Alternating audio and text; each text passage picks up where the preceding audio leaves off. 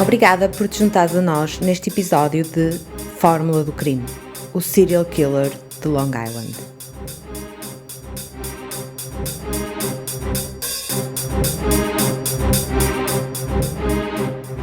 Anteriormente, em Fórmula do Crime, o serial killer de Long Island. Vocês já repararam que se Rex realmente for o autor de todos os homicídios até agora descobertos naquela zona, de 96 a 2006, desmembra os corpos das vítimas e deposita os restos mortais em sítios completamente diferentes para baralhar muito provavelmente a investigação, mas que entre 2007 e 2010 já nem sequer se dá este trabalho. Afinal, por que razão é que o vai fazer se ninguém parece associá-lo aos homicídios? Não é? Não nos podemos esquecer e temos de manter em mente que há ainda, que se saiba, 3 corpos por identificar. Um aviso aos ouvintes: o seguinte podcast apresenta conteúdo que pode não ser indicado para todas as pessoas. Este episódio é continuação do anterior. Por isso, se apenas nos estás a ouvir agora, vai até o nosso podcast e seleciona o episódio 1 para não perderes pitada deste caso. O cerco está a apertar-se. Terá chegado a hora de desvendar a série de crimes que vem aterrorizando Long Island há mais de 13 anos, mas que, na verdade, pode ter começado quase há 30 anos atrás? Heuermann parece entrincheirado. As provas acumulam-se e os seus próximos passos ou estratégia são um enigma. Irá revelar tudo e aproveitar este momento para se gabar de ter permanecido na escuridão durante tanto tempo? Irá usar as informações dos crimes para negociar com as autoridades, como muitas vezes acontece com estes predadores em série? Pode muito bem ser esse o caso. No entanto, sabemos que tem uma vantagem do seu lado. Não pode ser condenado à morte.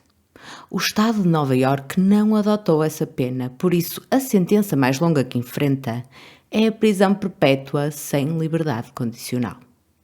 Que, diga-se de passagem, se for considerado culpado, será muito provavelmente a pena que lhe está destinada. Logo, Heuermann sabe que nesse aspecto a sua vida não está em risco, por isso não beneficiará muito em negociar a admissão destes ou de outros crimes. Mas há algo que as autoridades podem explorar, porque o seu ego, isso sim, pode beneficiar. Por outro lado, a certeza de que terá toda uma equipa e muitas famílias ansiosas para que conte tudo o que fez pode também dar-lhe uma certa satisfação. Nesse caso, sabe que será alvo de atenção prolongada e que prolongará o sofrimento de quem procura respostas. Trata-se de um equilíbrio frágil e ténue, em que o estudo e a previsão da personalidade do suspeito pode vir a ter um papel preponderante. Será necessário abordá-lo cuidadosamente e, com toda a certeza, vai-se dar todo um jogo psicológico nos bastidores. Olá, eu sou a Isabel Formulista e esta é a Fórmula do Crime. Por enquanto, a única coisa que podemos afirmar com certezas é que Rex Heuermann declarou ao tribunal não ser culpado das acusações que lhe são imputadas. Se Rex for o serial killer que a polícia defende, este tipo de assassinos em série que se conseguem imiscuir na sociedade sem levantar qualquer suspeita, têm em regra uma vida e uma personalidade dupla. Não são raros os casos em que mantêm um emprego estável, contribuem ativamente para o sustento da casa e constroem um núcleo familiar coeso, ao mesmo tempo que perpetuam a sua vaga de assassinatos durante muitos anos. Isso causa uma estupefação geral no público que não consegue compreender como é que as pessoas próximas do alegado assassino não entendem ou auscultam os sinais que podem até não surgir com muita frequência, mas que ao longo dos anos têm de estar presentes, não há outra hipótese. O foco vira-se então para os familiares, amigos e pessoas que diariamente conviviam com o Heuermann. A sua esposa, Asa Elrup, tem-se mostrado chocada e boquiaberta com as acusações que foram feitas ao seu companheiro de 27 anos. O seu advogado comunicou isso mesmo durante as entrevistas que foi dando aos canais de comunicação social. Menos de uma semana após a detenção, Asa entrou com um pedido de divórcio. Entretanto, foram surgindo algumas informações. Quando Asa e a sua família conseguiram finalmente voltar à casa de Massapequa, isto depois das buscas minuciosas que a polícia e os peritos forenses fizeram durante 12 dias, encontraram um cenário que lhes causou indignação. Segundo o advogado, a casa não tinha quaisquer condições de habitabilidade, estava substancialmente destruída e Asa não tinha sequer uma cama para dormir. Compreendo a indignação e a frustração desta família que literalmente do dia para a noite vê a sua vida completamente destroçada e que, depois de saber que o esteio do lar pode ser um terrível homicida, nem sequer tem uma casa, um porto de abrigo para onde voltar. Para além de altamente danificada, a casa de Massapequa tornou-se também um local de romaria, para onde não só os curiosos se dirigem, como também várias equipas de reportagem tentam captar qualquer coisa, um ínfimo pormenor, que possa suscitar o interesse do público. Em choque, descrentes e alvo de constante curiosidade, vêem-se sem um local para onde possam ir e organizar as ideias, processando tudo aquilo que lhes aconteceu. Para piorar, o enteado do acusado é um adulto com necessidades especiais e, segundo Asa Elrup, está a ter enormes dificuldades em perceber o que de facto está a acontecer, imagino.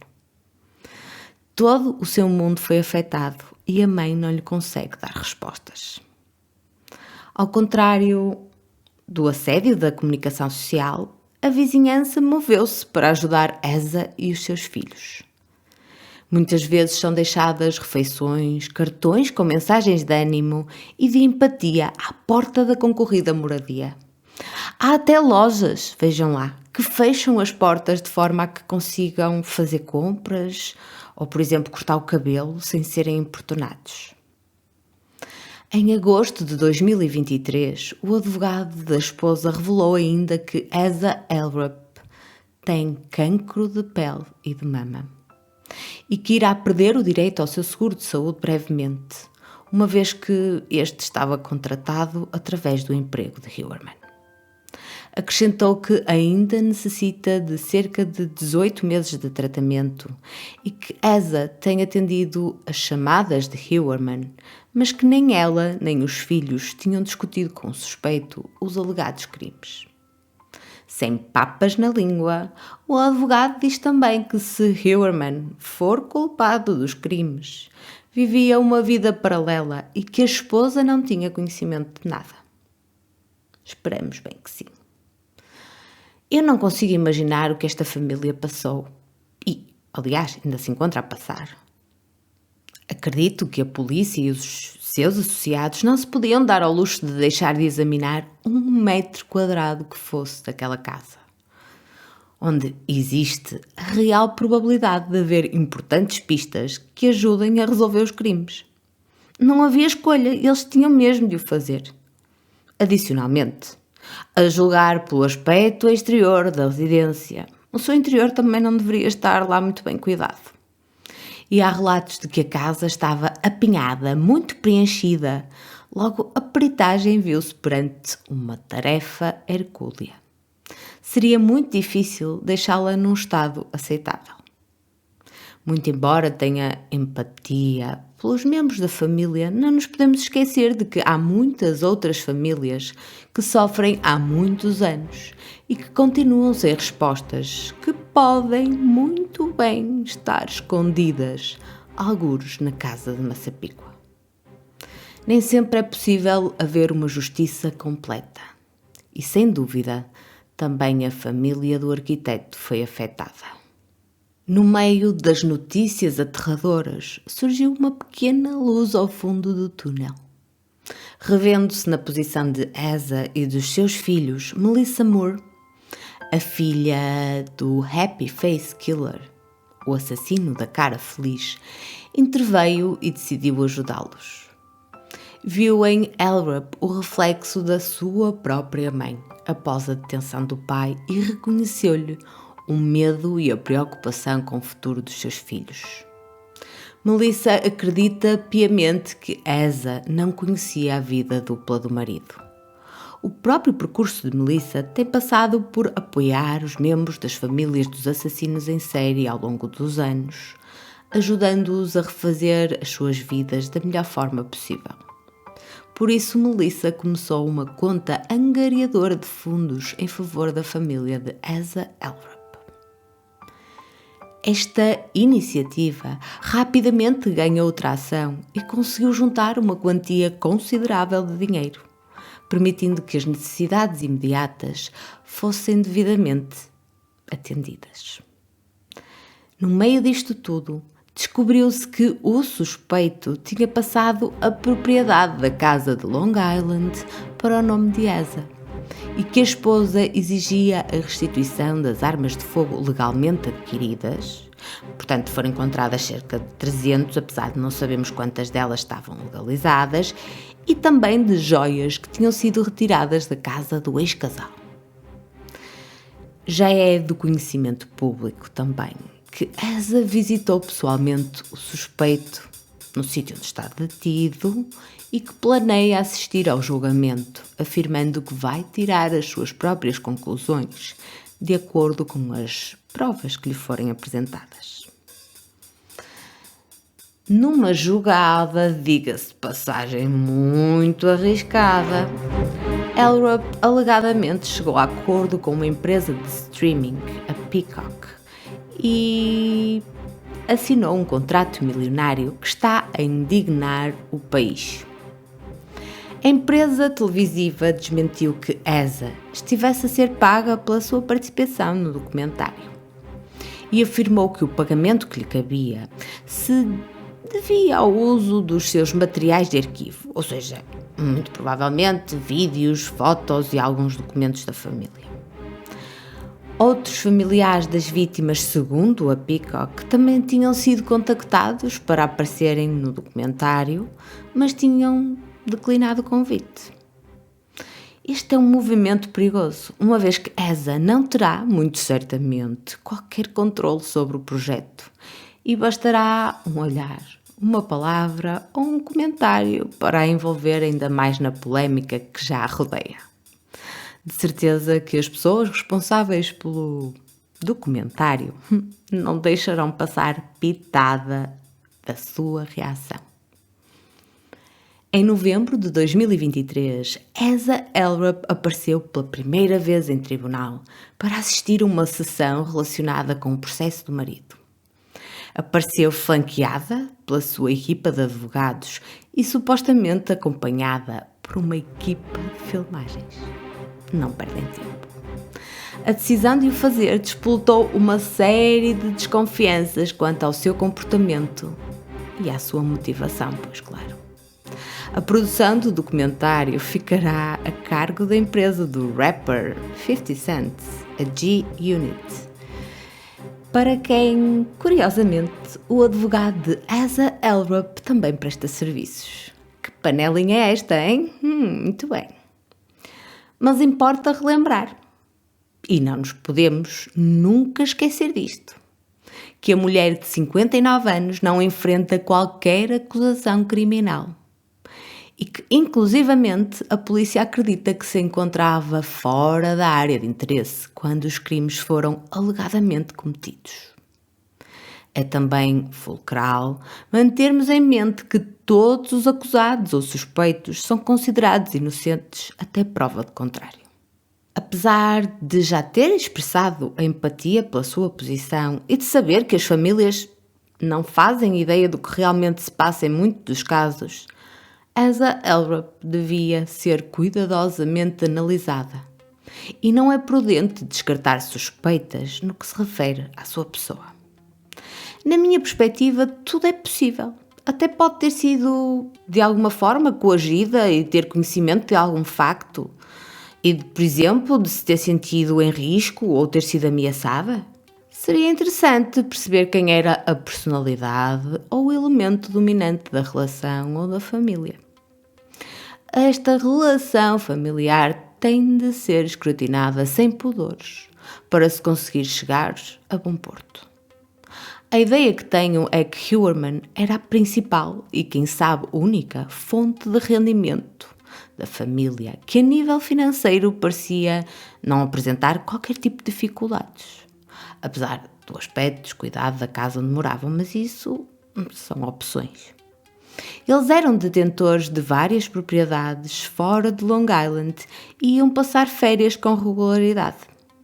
É possível que Asa tivesse desconfiado ou até desaprovado algumas atitudes ou condutas do marido, mas sendo ele o grande contribuidor para a vida desafogada que levavam, talvez não tivesse tomado nenhuma atitude mais forte. Ou então até o poderia ter feito, mas Huerman rapidamente tinha conseguido dissuadi-la. Outro aspecto fundamental é a possibilidade de existir um ambiente de violência doméstica ou emocional. Por isso, há muitos ses e muitas nuances que não podem nem devem ser ignoradas. A família tem de ser vista à lupa e aí pode optar por ser completamente honesta ou não. Só o tempo dirá o que decidem fazer. Entretanto, Rex passou muito provavelmente pela primeira vez o período natalício de 2023 sem a família. Entrou no ano de 2024 detido numa pequena cela onde é mantido longe dos perigos que os outros encarcerados parecem representar. Os guardas prisionais fazem o máximo para que Rex não tenha contacto com os outros reclusos, temendo que eles lhe possam querer fazer mal. Por isso, mantém-se essencialmente sozinho e tem poucas pessoas com quem pode falar. Mas o ano novo não lhe traz boas novas. A 16 de janeiro de 2024, tal como já era previsível, Rex Huerman é acusado de homicídio não premeditado de Maureen Brenner Barnes. Supostamente, aquela que foi a primeira das 4 vítimas de Gilgo a ser assassinada. Com esta nova acusação, Huerman e a sua equipa legal terão de lutar para desacreditar as provas apresentadas pelo Ministério Público no que se refere a 4 homicídios. O pedido de fiança substituto, que vem adicionar mais uma acusação e complementar as circunstâncias incriminatórias que envolvem o caso e que apontam para o suspeito como autor dos crimes, revela novos desenvolvimentos aos quais a força de investigação conseguiu chegar. E que desenvolvimentos estes? Como já vos tinha dito, este pedido de fiança que foi apresentado nesta altura apresenta uma acusação substituta que incorpora não apenas as acusações já mencionadas no anterior, mas também a acusação adicional de homicídio simples pela morte de Maureen Brenner Barnes em ou por volta de 9 de julho de 2007. Um ponto que eu queria aqui realçar é que em todas estas acusações o Ministério Público tem sempre aquela necessidade de dizer que é em ou por volta de, e depois diz o dia onde as vítimas desapareceram. Ou seja, o dia em que as vítimas desapareceram. Porque não há certezas de que elas tenham sido mortas nesse dia, tenham sido feitas, por exemplo, reféns e tenham sido mortas num outro dia. Por isso é que eles fazem sempre questão de dizer que terá sido em ou por volta do dia onde eles desapareceram. Isto é um ponto que vai ter extrema importância no desenrolar de todo o processo. Por isso é que eu queria deixar isso bem claro. Também agora, neste novo documento apresentado ao Tribunal, a acusação deixa bem claro que Rex Huerman não pode ser libertado sob fiança, em hipótese alguma.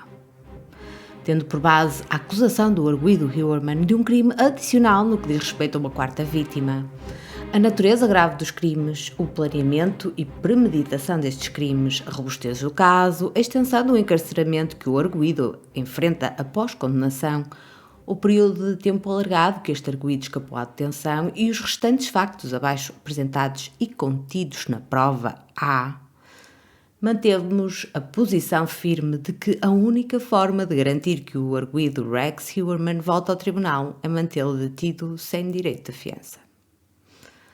A prova A é tudo aquilo que foi apresentado a quando da indiciação inicial das outras 3 vítimas. Os registros estabelecem agora que a esposa do arguido Heuermann também se encontrava fora de Nova Iorque durante o desaparecimento de Maureen Brenner Barnes. Como apresentado na prova A, os registros telefónicos estabelecem previamente que a esposa e os filhos do arguido Heuermann estavam fora do estado durante os desaparecimentos e homicídios de 3 das 4 vítimas, mais especificamente a Melissa, Megan e Amber. Recentemente, durante a execução de numerosos mandados de busca que se seguiram à detenção do arguido Heuermann, as forças policiais obtiveram acesso a milhares de documentos provenientes de unidades de armazenamento alugadas pelo arguido Heuermann.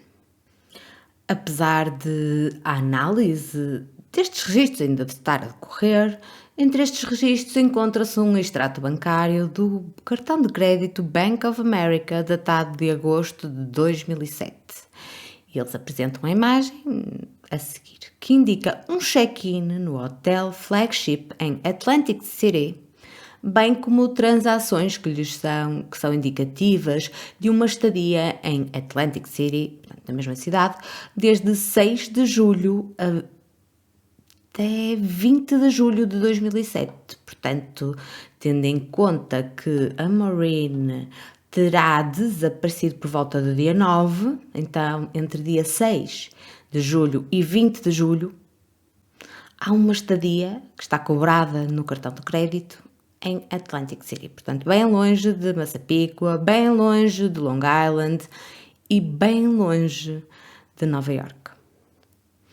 Tendo em conta entrevistas com testemunhas realizadas após a detenção do arguido, incluindo entrevistas com a esposa Asa Elrup e os seus 2 filhos, a força de investigação conseguiu corroborar que entre estas datas a esposa do arguido e os seus 2 filhos permaneceram em Atlantic City, Nova Jersey. E a viagem tinha começado com o arguido em Nova Iorque. Portanto, a família saiu de Nova Iorque e deixou o pai, no fundo, Rex Heuermann, em casa. De acordo com a investigação realizada até à data, Asa Elrup e os seus filhos registaram-se no hotel a 6 de julho de 2007, quando começou a cobrança no cartão de crédito. O arguido depois juntou-se e chegou à cidade de Atlantic City a 13 de julho de 2007. Portanto, se Maureen desapareceu a 9 e se foi Rex, que a matou, este crime terá ocorrido entre 9 e 13 de julho. Nessa data, o arguido Heuermann e a sua família registaram-se no clube Wyndham Skyliner Tower, em Atlantic City, Nova Jersey, tal como visto acima. Consequentemente, a esposa e os filhos do arguido Heuermann estiveram, de facto, em viagem fora do estado de Nova Iorque durante a altura do desaparecimento de Maureen, que ocorreu no dia 9 de julho, como já tínhamos visto. Com base no que precede, os homicídios de todas as 4 vítimas ocorreram em momentos em que a esposa e os filhos do arguido Heuermann estavam a viajar fora do estado, o que permitiu que o arguido tivesse tempo para executar os seus planos para cada vítima, sem medo que a sua família descobrisse ou tomasse conhecimento do seu envolvimento nestes crimes. Mais uma prova de que Rex aproveitava cada escapadinha da família em que ele não tivesse de estar presente para ter tempo, planear, esconder os assassinatos. Claro, os alegados assassinatos que cometeu, não é? Porque neste caso ainda não está condenado por absolutamente nada. Para além disso, há também um outro ponto que é interessante aqui vermos. Telefones sem registro adicionais e atividade online que foi relacionada com o arguido Heuermann. Tal como descrito na prova 1, durante o curso de investigação ao arguido Huerman, os investigadores descobriram várias contas online e telemóveis sem registro associados ao arguido, que eram detidas pelo arguido sob nomes fictícios e usados para atividades ilícitas. 2 destes telefones foram recuperados no momento da detenção. O 679 foi recuperado do escritório do arguido, em Manhattan, e o 671 estava na posse do próprio Huerman, que usou estes telefones para centenas de contactos com trabalhadoras do mundo do sexo entre 2020 e 2023. Por exemplo, uma extração ao número 697, que é um telefone Alcatel dobrável recuperado da gaveta da mesa de trabalho do arguido Huerman, revelou as seguintes comunicações. Tenham bem atenção a isto. Às 19h39 do dia 1 de março de 2012, ocorreu a seguinte troca de mensagens entre o número 697 e um outro, que doravante será chamado de telefone da trabalhadora do sexo 1, que está associado a um anúncio de sexo na área de Massapicua. Aliás, eles até mostram o anúncio e as fotografias neste caso da acompanhante, que ela colocou no site. Às 16h39, o número 697 enviou a seguinte mensagem de texto à trabalhadora do sexo 1. Olá! Vi o teu anúncio e queria saber se podíamos combinar alguma coisa para mais tarde. Andy. Às 17h09, a resposta do outro lado foi: já acabei o dia, pode ficar para amanhã? Às 17h12, o número de Huerman responde novamente: hoje estou a trabalhar o dia todo. Hoje estava livre, a minha mulher hoje saiu. Estou a trabalhar na segunda. Portanto, Huerman usava o seu trabalho como escudo, no fundo, não é? Como disfarce. Enquanto a mulher achasse que ele estava a trabalhar, ele podia sair, não é? Também era o próprio chefe dele, não é? E saía, fazia lá a vidinha dele, a vida secundária que se calhar escondia a mulher. Ou não sabemos, não é?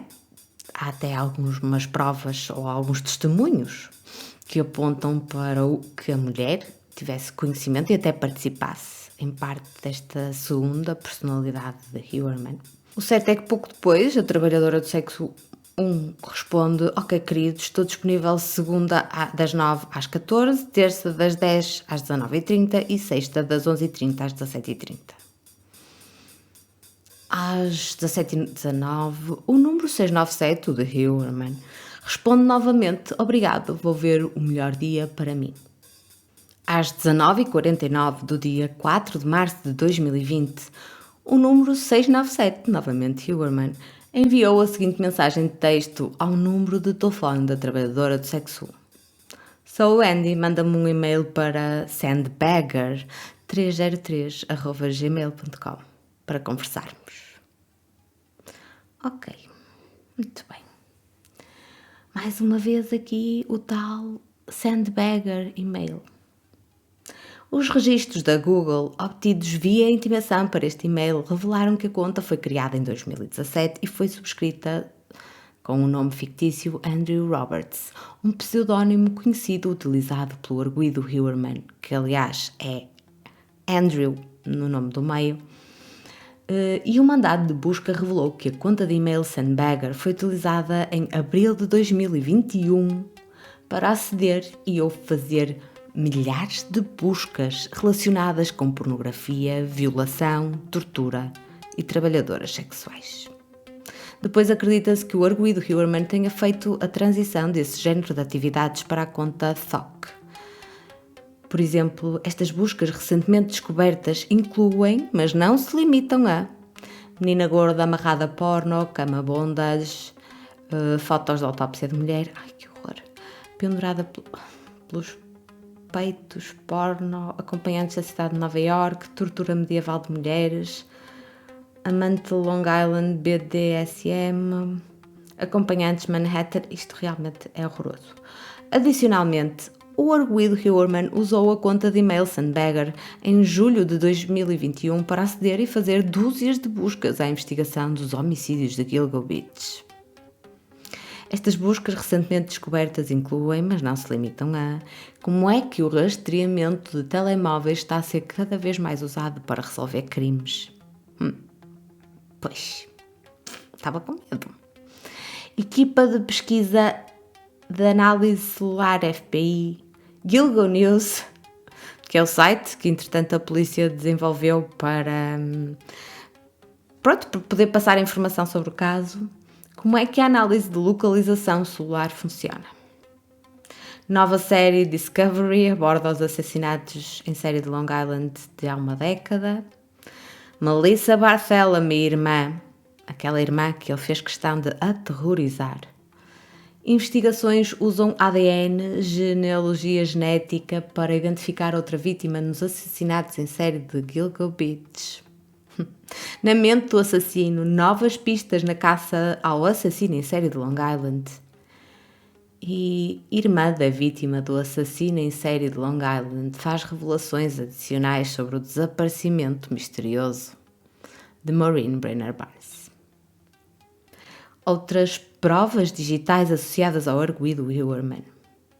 Recentemente, durante a execução de numerosos mandados de busca e após a detenção do arguido, as forças policiais apreenderam centenas de dispositivos eletrónicos da casa e do local de negócio do arguido Huerman. Apesar da análise a estes dispositivos ainda estar a decorrer, os dados indicam que o arguido Rex Huerman utilizou muitos deles numa forma semelhante. Por exemplo, buscas Google relacionadas com falecidas vítimas e os seus familiares, buscas Google relacionadas com o estado da investigação, buscas Google por software que assistiria no varrimento ou eliminação de dados de computadores e outros dispositivos digitais semelhantes. Por isso, o Rex queria apagar a sua pegada informática, custe o que custasse. Compra ou uso de EasyHide IP, Shredder.x e outras ferramentas de limpeza para camuflagem digital ou forense. Buscas Google sobre assassinos em série e investigações a assassinatos em série. Os dispositivos também continham o seguinte: uma coleção de pornografia relacionada com tortura, bondage e violência, que existia tanto antes como durante e após os homicídios das vítimas já mencionadas entre 2007 e 2010 e buscas relacionadas com prostituição antes, durante e após os homicídios das vítimas entre 2007 e 2010. Notavelmente, uma análise ao computador portátil do arguido indica a utilização de um software de destruição de ficheiros a 9 de julho de 2009. Pouco antes do arguido se ir encontrar com Melissa. Portanto, ele tentou logo, imediatamente, na altura, apagar qualquer rastro. Os investigadores acreditam que se tratou de uma tentativa de eliminar quaisquer provas digitais do computador portátil que estava a ser usado para procurar o anúncio de prostituição de Melissa Barthélemy. Além disso, uma análise ao computador portátil revela que às 21h30 do dia 1 de setembro de 2010, o arguido Rex Huerman acedeu ao anúncio do backpage de Amber Costello umas meras horas antes do ardil ter ocorrido, tal como descrito na prova A e como já vimos. Esta associação solidifica ainda mais que o arguido era o cliente que voltou mais tarde naquele dia para buscar Amber Costello, mesmo antes do seu desaparecimento e morte. Apesar de o arguido ter tentado limpar o seu computador, não conseguiu esconder o seu acesso ao anúncio de Costello no backpage. Portanto, temos aqui uma quantidade imensa de informação que continua a apoiar simplesmente a culpa provável e a autoria dos crimes por parte de Huerman. A acusação passa a falar de coisas um bocadinho mais técnicas e que têm a ver com as análises recentes de ADN aos cabelos. Lembram-se daqueles cabelos que foram recuperados dos corpos das vítimas e que depois não se conseguiam na altura em que foram recuperados, no momento das autópsias, portanto há mais de uma década atrás, não conseguiram estar em condições para poderem ser analisados com as técnicas da altura e que depois até recorreram à técnica do ADN mitocondrial para poder chegar a alguns resultados. Pois é, tal como referido na prova A, o laboratório do Departamento de Polícia do Condado de Suffolk e os laboratórios forenses 1 e 2 fizeram testes aos cabelos recuperados das várias vítimas, comparando especificamente os perfis de ADN gerados a partir destes cabelos recuperados das cenas dos crimes com os perfis de ADN gerados do arguido Heuermann e dos membros da sua família imediata. A 14 de julho, a Força de Investigação encontrou-se com a esposa do arguido Heuermann, Asa Elrup, bem como com a sua filha, Victoria Heuermann, e o seu enteado, Christopher Sheridan, e obteve esfregaços bucais de cada uma das 3 pessoas com o seu consentimento. Portanto, a partir desse momento, eles ficaram com o ADN, vindo diretamente de cada um dos membros da família e que foi dado com a sua autorização. Os esfregaços foram transportados até ao laboratório de polícia do Condado de Suffolk e estas amostras foram novamente testadas contra os perfis desenvolvidos a partir das malfadadas 11 garrafas, lembra-se? Que tinham sido previamente recolhidas das latas do lixo que estavam em frente à residência do arguido, em 21 de julho de 2022, bem como um 12º item. Vocês ainda não conheciam, nem eu, não é? Uma lata da marca Monster Java, abaixo descrita. A Monster Java, a maior parte de vocês deve conhecer, mas é uma bebida energética. A lata Monster Java foi recuperada nada menos, nada mais do que de Victoria Heuermann. A 25 de maio de 2023, por isso, menos de um mês antes da detenção, agentes à paisana da Força de Intervenção procederam à vigilância física de Victoria Heuermann, a filha do arguido, que na altura tinha 26 anos. Ela entrou num comboio, na Penn Station, que se dirigia até Massapequa Park. Portanto, muito provavelmente, ela estaria até a regressar do trabalho que tinha no escritório do pai. O agente observou que Victoria bebeu de uma garrafa cor dourada da marca Monster Java e até tem aqui, portanto, uma fotografia onde se vê uma mulher, uma rapariga, não é? Com a lata a beber, sentada no comboio. E quando o comboio chegou a Massapequa Park, a vigiada deitou a dita garrafa no caixote de lixo. Claro que o agente que a estava a vigiar recolheu a garrafa que foi transportada para o laboratório de polícia para análise. Lembremos-nos que, após a detenção do arguido, o laboratório de polícia do Condado de Suffolk foi capaz de, entre outras coisas, chegar às seguintes conclusões. O perfil de ADN desenvolvido a partir do esfregaço de Victoria Heuermann correspondia ao perfil de DNA da lata Monster Java, portanto, era ela. O perfil de ADN desenvolvido a partir do esfregaço de Asa Elrup correspondia ao perfil de ADN de 2 das 11 garrafas recuperadas em frente à residência de Heuermann no dia 21 de junho de 2022, que previamente foram atribuídas a um indivíduo desconhecido, mas que já se sabia que muito provavelmente ou era de Asa ou era de Victoria, porque era de mulher o ADN. As amostras retiradas da lata e dos esfregaços bucais de Victoria e de Asa foram enviadas para os laboratórios forenses 1 e 2 para se proceder à obtenção do perfil de ADN e comparações adicionais. Conclusões. Tudo isto envolvendo técnicas de DNA mitocondrial e de DNA nuclear e que estão entre as técnicas mais avançadas que se utilizam de momento. Isto tudo para demonstrar que chegaram às seguintes conclusões. No que se refere à vítima Maureen Brenner Barnes, encontrou-se cabelo de mulher que estava na fivela do cinto que restringia o seu corpo, nomeadamente a parte inferior do seu corpo. A nível DNA mitocondrial não há resultados, mas a nível DNA nuclear sabe-se que é 7,9 trilhões de vezes mais provável de advir de um indivíduo com um perfil genético idêntico a Asa Elrup do que de um indivíduo não relacionado. Em relação a Megan Waterman, foram encontrados 3 cabelos. Um deles, fora da zona da cabeça, era de mulher. Os resultados da DNA mitocondrial afirmam que 99,69% da população norte-americana pode ser excluída, mas não Asa Elrup ou Victoria Huerman.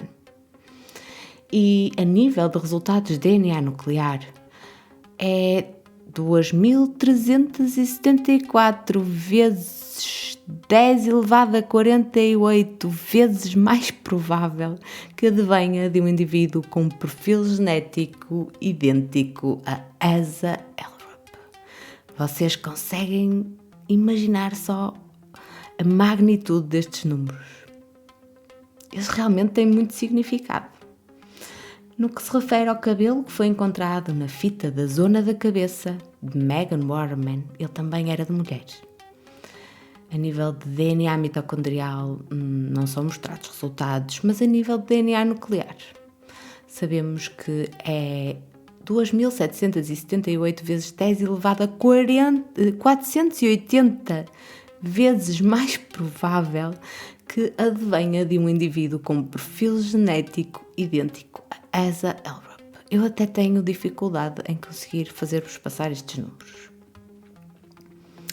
Por fim, o último cabelo encontrado em Megan Waterman e o terceiro foi encontrado no fundo da serapilheira.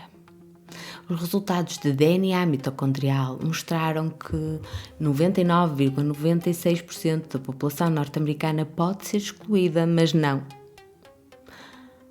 o infame Rex Huerman. A nível de resultados de DNA nuclear, sabemos que é 1408 vezes 10 elevado a 169 vezes mais provável que advenha de um indivíduo com um perfil genético idêntico a Rex Huerman do que de alguém que não lhe é relacionado. Amber Costello, eu até tive de fazer aqui uma pausa. Em relação ao cabelo que foi encontrado em Amber, ele foi encontrado na fita, na zona da cabeça e era de mulher. Em relação aos resultados de DNA mitocondrial, podemos afirmar que 99,98% da população norte-americana pode ser excluída, mas não Asa Elrup ou Victoria Huerman, pois não nos podemos esquecer que o ADN mitocondrial é passado da mãe para os filhos. E no que se refere aos resultados das análises de ADN nuclear, este cabelo é 4.654 vezes 10 elevado a 63 vezes mais provável que advenha de um indivíduo com um perfil genético idêntico a Victoria Huerman do que de alguém que não lhe seja relacionado. Por isso, estes números mostram bem que não há dúvida de onde é que vêm os cabelos. Já foram identificados e não há como rebater este tipo de resultados. É clarinho como a água, como se costuma dizer. Portanto, com esta sumarização dos resultados que conseguiram determinar de forma independente que os cabelos recolhidos em 3 das 4 vítimas têm uma associação forense com o arguido Huerman e com os seus familiares diretos, sendo que estes familiares estavam, dizem eles, fora do estado na altura dos acontecimentos. Isso apoia ainda mais a tese de que o arguido Huerman foi o indivíduo que matou, despiu, imobilizou e transportou os restos mortais de cada uma das já mencionadas vítimas para Gilgo Beach até à sua descoberta em dezembro de 2010. Voltam também a afirmar que, se condenado pelas acusações atuais, o arguido enfrenta múltiplas penas de prisão perpétua sem possibilidade de liberdade condicional. Por isso que defendem, não é, que a prisão preventiva sem direito à fiança é adequada. Considerando a natureza grave e adianta dos delitos, a robustez da acusação, a pena de prisão perpétua que o arguido enfrenta-se condenado, as medidas extremas que o arguido tomou para tentar escapar à detenção durante mais de uma década, o uso de nomes fictícios, as contas de e-mail fictícias, as contas de telemóvel sem registro, a contravigilância efetuada online e de mais uma acusação de assassinato, que é agora a quarta. A acusação acredita firmemente que a única medida que garante que o arguido volte ao tribunal é prisão preventiva sem direito a fiança. E é isto que o Ministério Público tem a adicionar com esta nova condenação.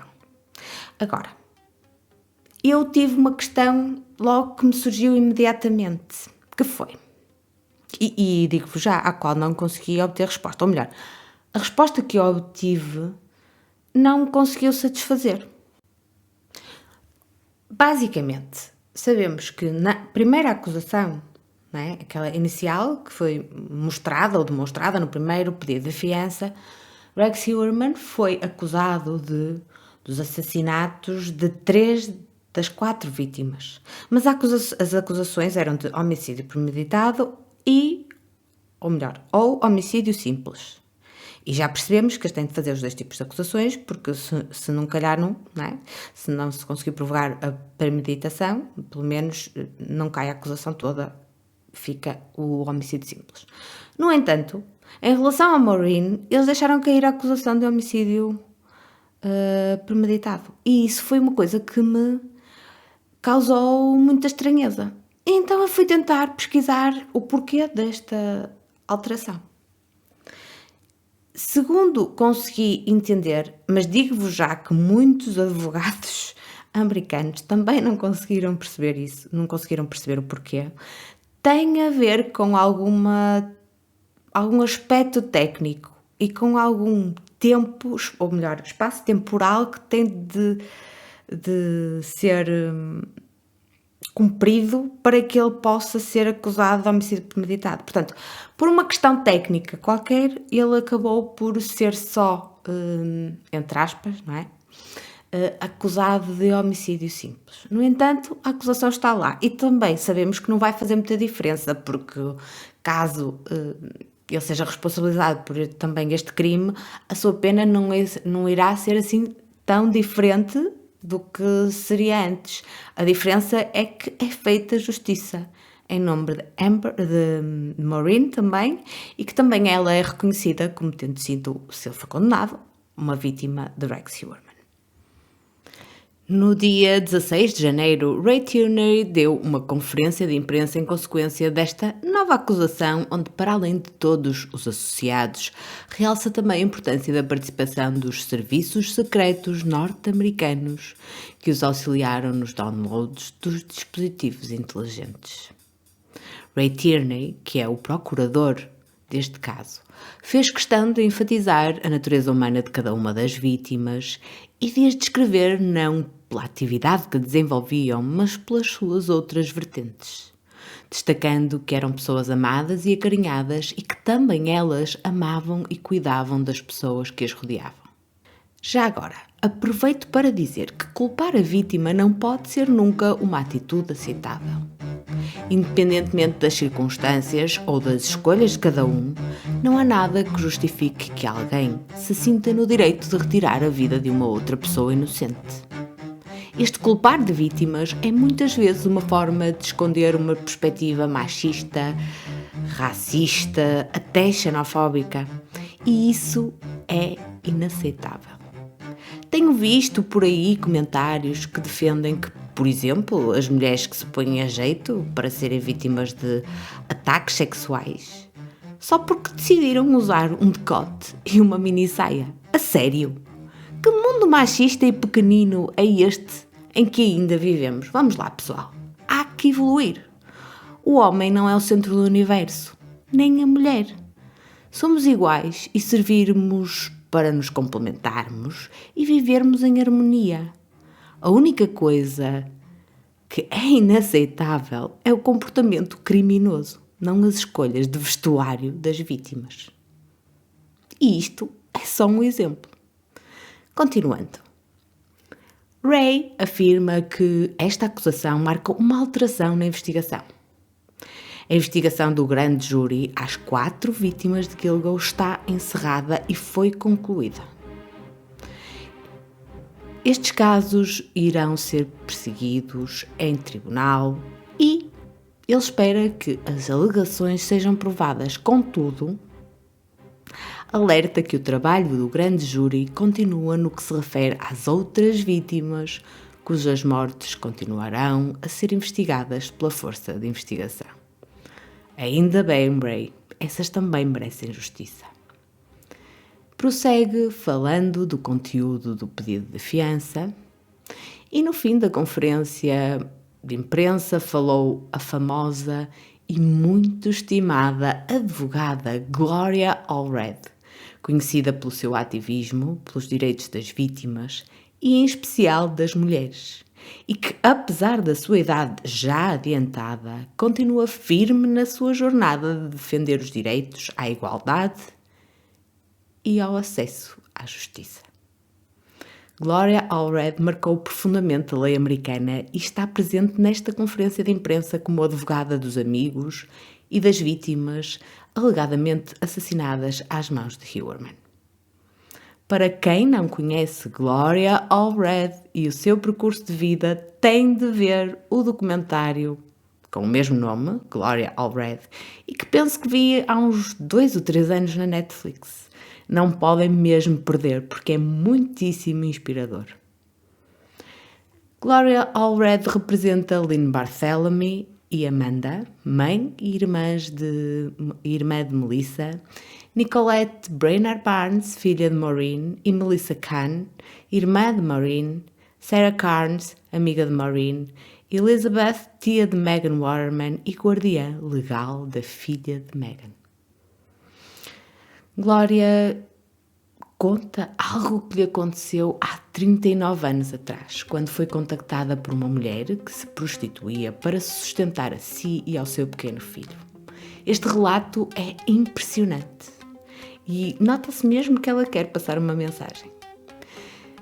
Portanto, esta mulher que a contactou tinha conhecido um homem que aceitou como cliente para um ato sexual específico.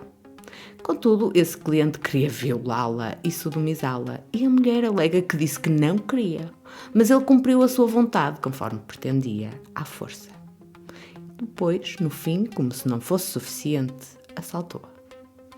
O homem foi acusado de violação, sodomização e furto qualificado.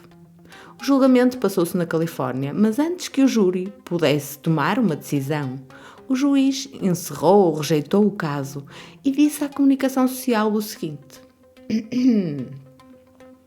a lei foi estabelecida para proteger pessoas boas. Você, a minha mulher, as minhas filhas, as minhas netas. Não protege uma prostituta de rua contratada numa boleia. Este caso não deveria ter sido apresentado.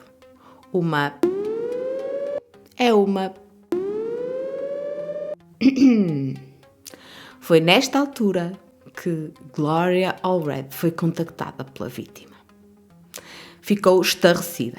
Este caso não era sobre um contrato, era sobre uma violação e o direito que todas as mulheres têm de dizer que não. Este juiz tinha de facto declarado aberta a temporada de caça às prostitutas, segundo Gloria. Os violadores e quem agredia e assassinava prostitutas podiam interpretar esta decisão como um sinal de que tinham absoluta legitimidade para fazê-lo, porque o sistema de justiça criminal não ia estar presente para as proteger ou para permitir o seu acesso à justiça. A mensagem que deixou passar este juiz foi que a lei protegeria o agressor, negando às vítimas o acesso aos tribunais. Gloria Allred salienta que menciona este caso neste momento porque o juiz parece ter sugerido que as prostitutas não são boas pessoas.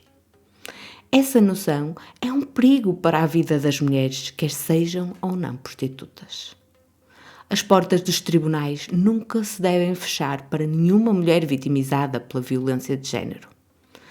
Nenhum homem tem legitimidade de magoar, matar nem fazer uma qualquer outra coisa com uma mulher sem o seu consentimento. E tal como Gloria Allred tinha previsto há 39 anos atrás, o homem que tinha agredido e violado a prostituta continuou a fazê-lo a várias outras mulheres, até ter sido condenado a uma sentença de 80 anos na prisão, por outros casos que se passaram depois do caso mencionado. Portanto, se tivesse sido apanhado naquela altura, haveria muitas mulheres que não teriam de passar pelo que passaram. O ponto a reter, segundo Glória, é que negar o acesso das prostitutas à justiça envia uma mensagem de que os vitimizadores podem nunca vir a enfrentar as consequências de seus atos criminosos. Neste momento, em 2024, haverá justiça em nome das mulheres que só precisavam de algum dinheiro para ajudar a sustentar os seus filhos ou para se sustentarem. Glória salienta que já vamos tarde no que respeita a buscar justiça para mulheres vulneráveis, desaparecidas e assassinadas. Mas neste caso, caberá ao juiz decidir se este acusado será responsabilizado pela morte de Maureen e das outras vítimas. Glória passa a mensagem de que deseja que seja um julgamento justo para o réu e que seja feita justiça a Maureen. Depois de Glória, é a vez da filha de Maureen, Nicolette, falar. Ela faz pela primeira vez uma declaração ao público onde diz que tinha apenas 7 anos quando a mãe, Maureen Brenner Barnes, foi assassinada. Explicou que esta perda tinha mudado completamente a trajetória da sua vida e que sentiu a falta da mãe inúmeras vezes.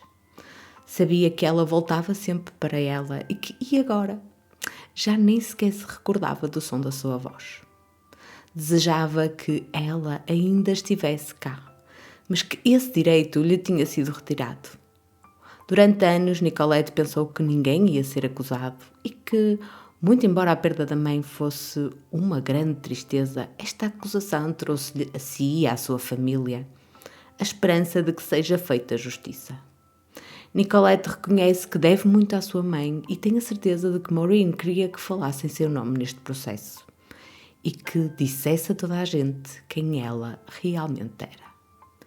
Mesmo que seja algo extremamente doloroso, Nicolette vai fazê-lo porque quer que todos recordem a mãe como a pessoa carinhosa que foi para ela. Melissa Cann, irmã de Maureen e tia de Nicolette, também falou. Muito emocionada e de voz embargada, Melissa apresentou-se como a irmã de Maureen, uma irmã que tinha orgulho de quem ela era. Agradeceu os esforços das autoridades e sublinhou que se tinham passado 16 anos desde o momento em que viu e ouviu Maureen pela última vez. Afirmou que a perda da irmã foi uma ferida que nunca conseguiu sarar. A Maureen tinha 2 filhos lindos que ficarão para sempre sem mãe. A irmã era a mais velha dos filhos e tinha estado sempre lá quando ela necessitava. Tinha a ambição de se tornar escritora e adorava ler. Só tinha 24 anos e tinha uma vida inteira à sua frente. Mas ela nunca teve a oportunidade de mostrar o seu talento ao mundo. Nunca se saberá no que é que Maureen se poderia ter tornado, porque a sua vida foi-lhe retirada de uma forma trágica. Melissa diz que nos últimos anos a família viu Maureen a ser julgada e marginalizada. Mas a Maureen era muito mais do que tem sido dito em público. Era antes de tudo uma mãe amorosa, uma irmã carinhosa e uma amiga generosa. Com a sua perda veio uma dor e um pânico insuportável. Melissa Cann afirma que a sua vida ficou em cacos quando teve a confirmação da morte da irmã. Ela tem sofrido com stress pós-traumático e pensa sempre que o pior vai acontecer. Pede a todos que recordem as 4 vítimas e todas as outras vítimas cujas mortes ainda não resultaram em acusações a qualquer suspeito. E penso que não há melhor forma de terminar este episódio relembrando Megan, Maureen, Amber e Melissa. Não nos podemos esquecer que eram jovens. O seu percurso de vida poderia ter sido qualquer percurso de vida. Porque nós não sabemos o futuro, não sabemos no que é que elas se iam tornar.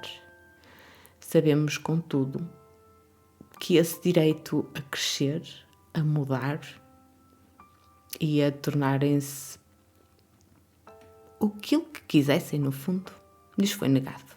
Não só a si, como todas as outras pessoas que os rodeavam. Os filhos, as mães, os amigos, as irmãs, os irmãos. Todas estas pessoas foram marcadas pela ação de um alegado assassino. Por hoje é tudo. Vemo-nos no próximo episódio da Fórmula do Crime. Em Portugal, a APAV apoia pessoas vítimas de crimes, seus familiares e amigos de forma gratuita e confidencial. Tem uma linha de apoio à vítima que poderá ser usada nos dias úteis entre as 8 e as 22 horas. O número é o 116 006. Se o objetivo for fazer uma denúncia de uma situação de violência sexual às autoridades, pode fazê-lo através do Ministério Público, da Polícia Judiciária, da Polícia de Segurança Pública ou da Guarda Nacional Republicana. A pessoa que contacta as autoridades não tem de apresentar provas, basta referir que suspeita que a situação está a acontecer e dar o maior número de elementos que souber. As denúncias de situações de violência doméstica são gratuitas e podem ser anónimas.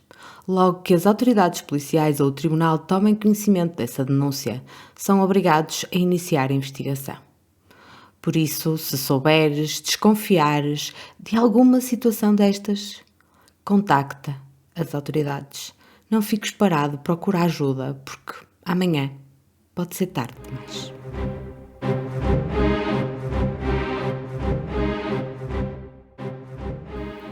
Esta foi uma produção de Fórmula do Crime, a equipa que te traz os crimes reais em português.